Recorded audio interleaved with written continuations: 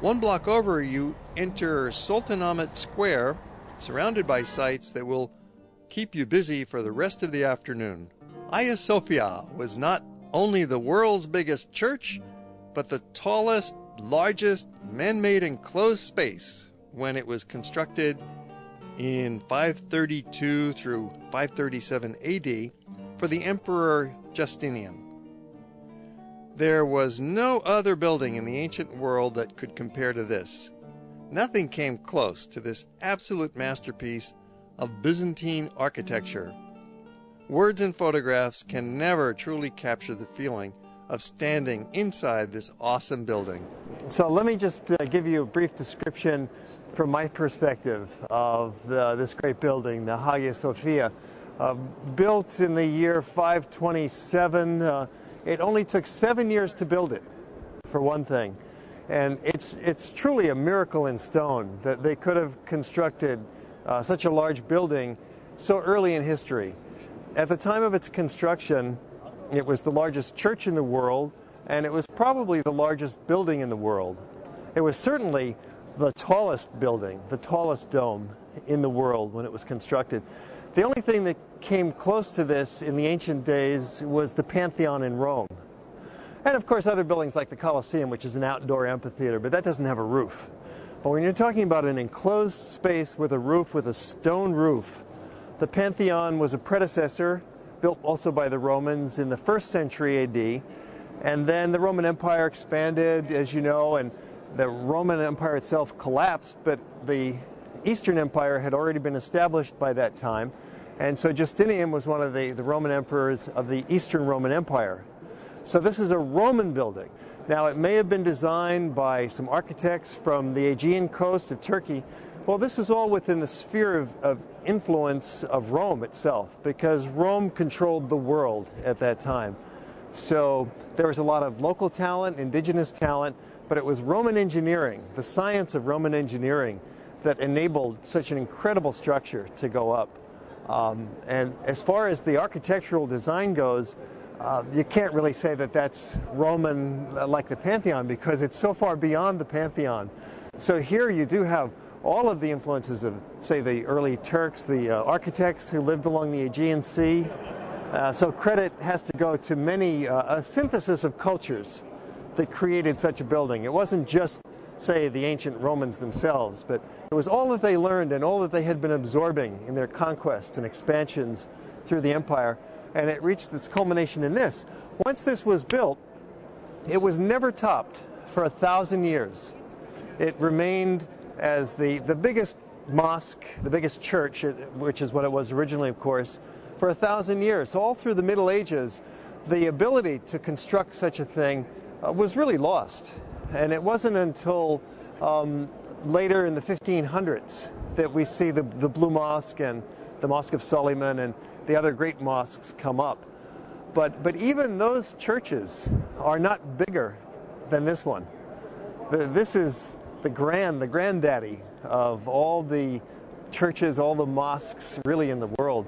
And it seems like it set the tone and the style for many, many subsequent mosques that were built in homage and copying the style, following the style created here at Hagia Sophia. So it's truly just an awesome, awesome structure. If you've been to the Pantheon, you'll know this is bigger.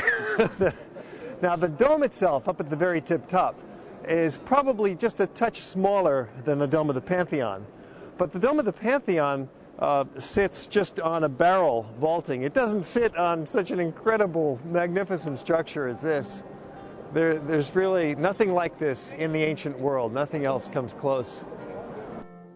You feel very small looking up at the dome, which reaches 184 feet from the ground and appears to float over the church without any apparent support, as if, according to the ancient historian Procopius, suspended by a chain from heaven.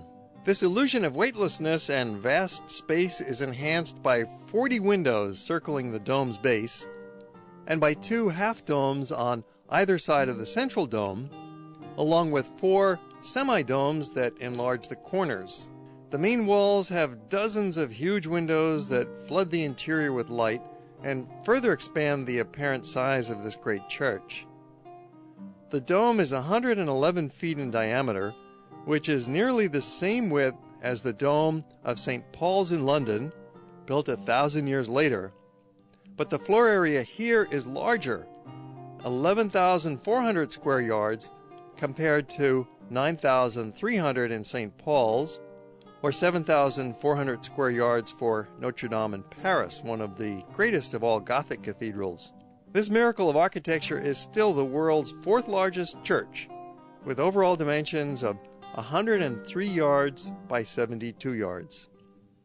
The architectural beauty is enhanced by an elaborate richness of mosaics from the Christian era and Muslim calligraphy decorations.